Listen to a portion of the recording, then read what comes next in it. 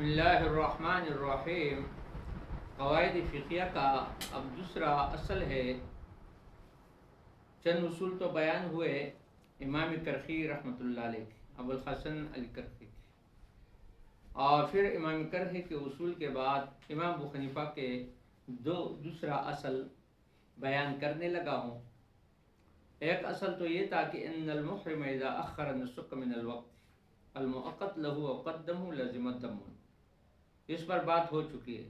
اب دوسرا اصل الاصل عند اصحابنا، اصل ہمارے اصحاب کے نزدیک، یعنی ہمارے اصحاب کے نزدیک اصول یہ ہے کہ ان ما لا يتجزا فوجود بعضه كوجود كله، کہ وہ چیز جو قابل تقسیم چیزوں میں سے نہ ہو، یعنی غیر قابل تقسیم چیزوں میں سے ہو، بعض کا وجود اس کے کل کے وجود کی طرح ہے۔ تو گویا کہ بعض کا وجود جو ہے کل کے وجود کی طرح ہے، یعنی اس کے کل کے وجود کی طرح کس طرح ہے؟ ایسے میں کہ نہیں ہے کہ الاصل عندنا عند اصحاب ان ما لا يتجزا، پر وہ چیز جو تقسیم قابل تقسیم نہ ہو، وجود بعضه كوجود كله، بعض کا وجود اس کے کل کے وجود کی طرح ہے۔ وعند ظفر، اور امام ظفر کے نزدیک لا يكون وجود بعضه كوجود كله، امام ظفر رحمۃ اللہ علیہ کے نزدیک یہاں بعض کا وجود کل کا وجود نہیں ہے۔ اس کی مثال یہ ہے، اگر کسی شخص نے اپنے اوپر ایک رکعت کو لازم کر لیا تو اس سے 2 رکعت ادا کرنی ہوگی امام ابو حنیفہ رحمۃ اللہ علیہ کے نزدیک، کیونکہ وجود بعض وجود کل ہے، تجزی نہیں ہو سکتی، ٹکڑے ٹکڑے نہیں ہو سکتی یہ بات۔ امام ظفر رحمۃ اللہ علیہ کے نزدیک کچھ بھی واجب نہیں ہوگا۔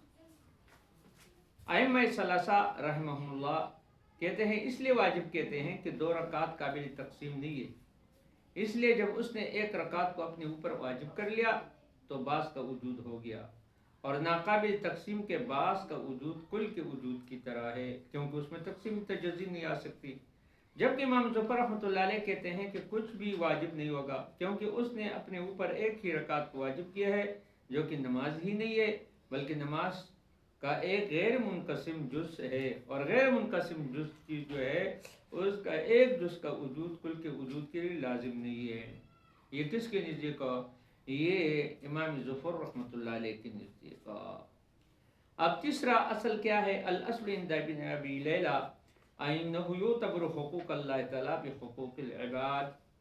ابن ابی لیلہ جو کہ امام ہے، وہ فرماتے ہیں کہ ان کے نزدیک اصول یہ ہے کہ حقوق اللہ کو حقوق العباد پر قیاس کرتے ہیں۔ ایک اللہ کا حق ہے، ایک بندے کا حق ہے، تو گوئے کہ اللہ کے حقوق کو بندے کے حقوق پر یعنی وہ قیاس کرتے ہیں۔